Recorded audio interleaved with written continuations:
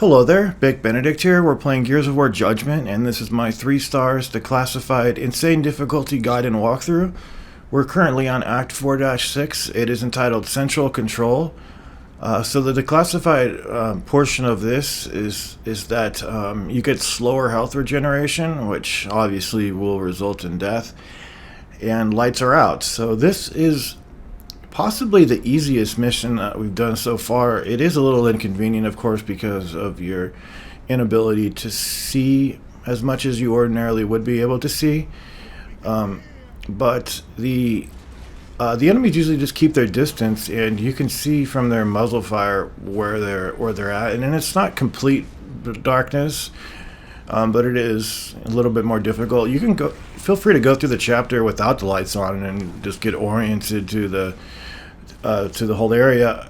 Of course, I wanted to see what exactly was where, so I did this normally at first.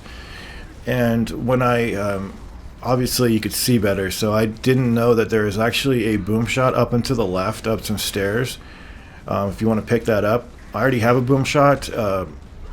I didn't know about it though, but there is a boom shot over there. There is an onyx cache coming up though, over there for the boom shot. So when you pick up the boom shot, normally they'll just give you four rounds for it.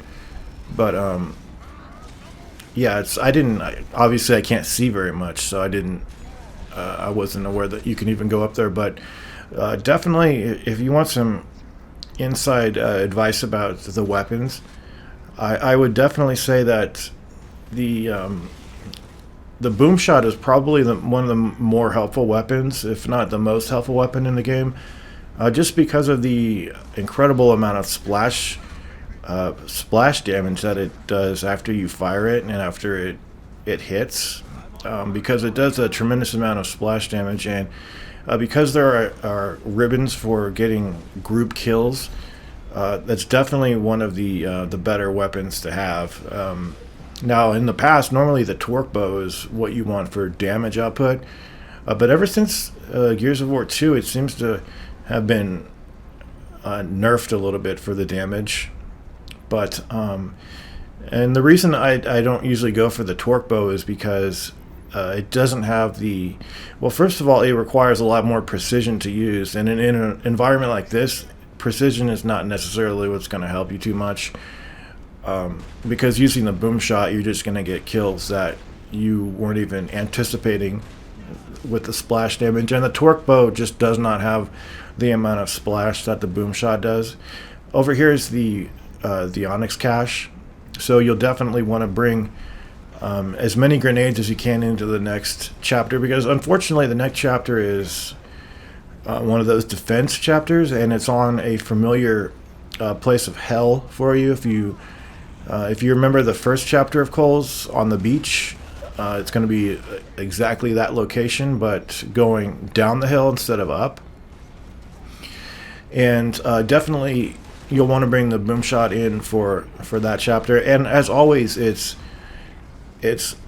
not hard until the last wave, and then they just throw everything in at you. And then, of course, it's always the blood mounts that end up killing you, or a ticker, but it's normally the blood mounts. I truly don't like the blood mounts. I think they're ridiculous. I think one boom shot should kill them, or one torque bow, but I don't think it's ever been like that.